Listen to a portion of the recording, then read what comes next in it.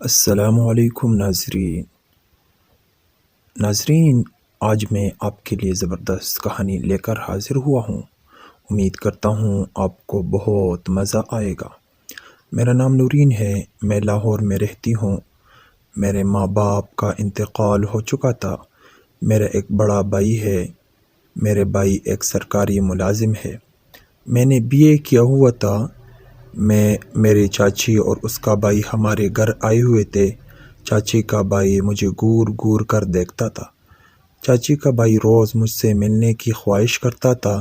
جب میں نے چاچی سے شکایت کرتی تو وہ کہتی تھی کہ تم مجھ پر بھروسہ رکھو، اور پھر مجھے کمرے میں بھیج کر خود باہر پہرا دیتی تھی۔ ایک دن میں نے چاچی کو کمرے میں بھیج دیا۔ تھوڑی دیر بعد جب میں نے چھپ کر دیکھا تو میرے ہوش اڑ گئے۔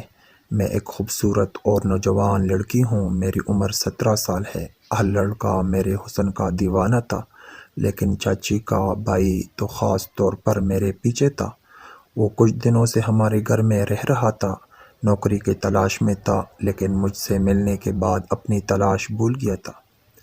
میں سب کے لیے کھانا بناتی تھی۔ چاچی کا بھائی تیسرے منزل پر رہتا تھا۔ میرے بھائی نے اسے وہاں منتقل کیا ہوا تھا۔ بھائی نے مجھ سے کہا، جاؤ نازیہ، مدثر کو کھانا دے دو، وہ بھوکا ہوگا۔ چاچی نے میرے ہاتھ میں ٹرے دیتے ہوئے کہا۔ میں نے جی چاچی کہہ کر اوپر جانے کا ارادہ کیا۔ میں مدثر کے کمرے میں جانے سے ڈرتی تھی، کیونکہ وہ مجھ سے تنہائی میں ملنے کی خواہش کرتا تھا اور میں اس کی یہ خواہش پوری نہیں کر سکتی تھی۔ بہرحال اپنے خوف پر قابو پا کر میں کمرے میں داخل ہوئی۔ مدثر نیچے بیٹھا ہوا تھا۔ مجھے دیکھ کر فوراً کھڑا ہو گیا اور خوشی سے بولا، میں تمہارا ہی انتظار کر رہا تھا۔ نازیہ، آؤ آؤ، میرے پاس آؤ، بیٹھو، ہم دونوں باتیں کرتے ہیں، اور پھر باتوں ہی باتوں میں اگر موقع ملا تو کچھ اور بھی کر لیں گے۔ میں نے کہا، میں تمہیں کھانا دینے آئی ہوں، خاموشی سے کھا لو۔ اور ٹرے میز پر رکھ کر سخت لہجے میں وہاں سے جانے لگی۔ اتنے میں مدثر نے مجھے ہاتھ سے پکڑا اور اپنے قریب کر لیا۔ ہمارے جسم آپس میں مل گئے۔ پلیز کوئی شام میرا نام کر دو، میں تمہیں پانے کے لیے تڑپ رہا ہوں۔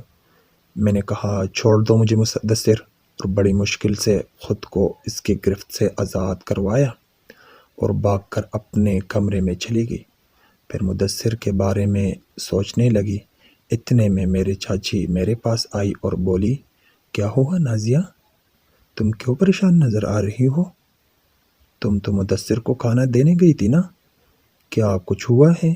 میں نے کہا، چاچی، آپ کا بھائی کھانے کے بجائے مجھے اپنے ساتھ کچھ اور کرنے پر مجبور کر رہا ہے۔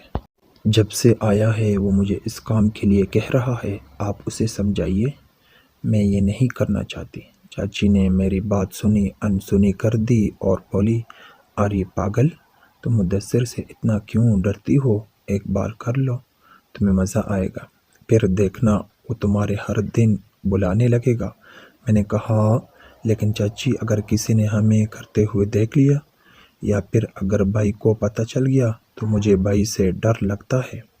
چاچی نے کہا، تم مجھ پر بھروسہ رکھو، جب تم میرے بھائی کے ساتھ ہوگی تو میں باہر سے کھڑی ہو کر پہرا دوں گی، اگر کوئی آیا تو میں بتا دوں گی۔ پھر انہوں نے مجھے زبردستی مدثر کے کمرے میں بھیجا اور خود باہر سے دروازہ بند کر دیا۔ میں بہت ڈر رہی تھی، کیونکہ یہ میرا پہلا تجربہ تھا۔ مجھے نہیں معلوم تھا کہ پہلی بار کیا ہوتا ہے اور کیسے ہوتا ہے۔ مدثر نے مجھے اپنے پاس دیکھ کر مسکرایا اور پھر مجھے اپنے باہوں میں بٹھا لیا اور میرے ساتھ کھیلنے لگا، اور اس نے مجھے 2 گھنٹے بعد اپنے مرضی سے چھوڑا۔ میری حالت بہت خراب ہو گئی تھی، میں ٹھیک سے چل بھی نہیں پا رہی تھی۔ جب آوازیں بند ہو گئی تو چاچی سمجھ گئی کہ ہم کھیل ختم کر چکے ہیں۔ وہ دروازہ کھول کر اندر آئی اور مجھے پکڑ کر میرے کمرے میں لے آئی اور پوچھنے لگی، مزہ آیا؟ میں نے کہا، چاچی، آپ کے بھائی نے میرے ساتھ یہ سب اچھا نہیں کیا، اب میں دوبارہ آپ کے بھائی کے ساتھ یہ کھیل نہیں کھیلوں گی۔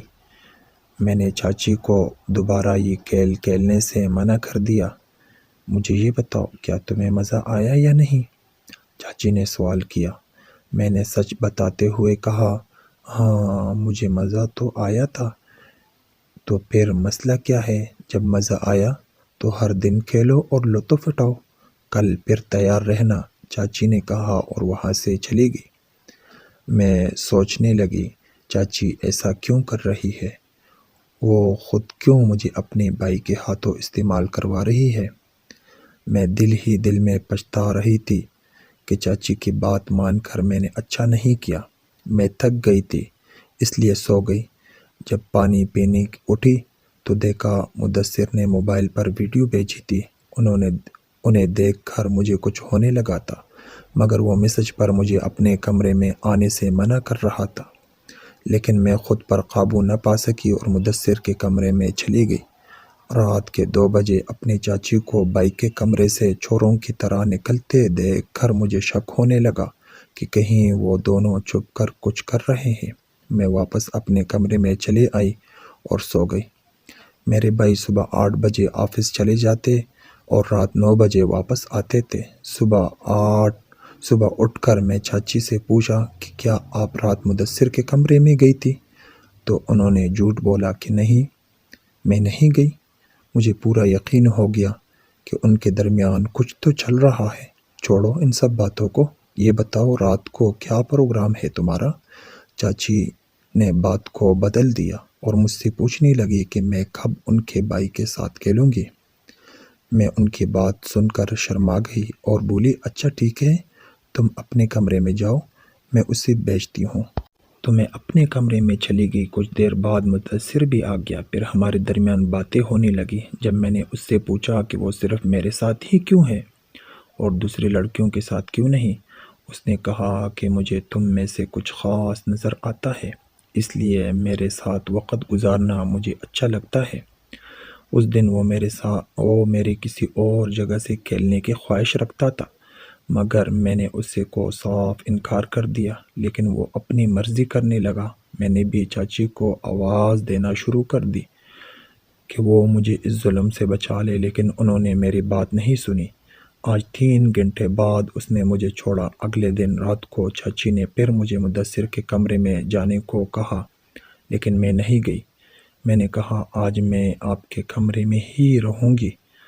اس دن میں نے مدثر کے کمرے میں کیمرہ لگا دیا تھا تاکہ دیکھ سکوں ان دونوں کے درمیان کیا چل رہا ہے۔ جب میں نے ان کے درمیان ہونے والی گفتگو کو سنا تو میرے پیروں سے زمین نکل گئی، کیونکہ چاچی اپنے بھائی سے کہہ رہی تھی کہ جتنا چاہے نازیہ کے ساتھ وقت گزارے، لیکن خیال رکھنا اس کے بھائی کو یہ بات معلوم نہ ہو، ورنہ ہم دونوں کی خیر نہیں ہوگی، اور نازیہ کو استعمال کرنے کے بعد اسے اپنے راستے سے ہٹا دینا تاکہ کبھی بھی اس بات کا کسی کو پتہ نہ لگ سکے۔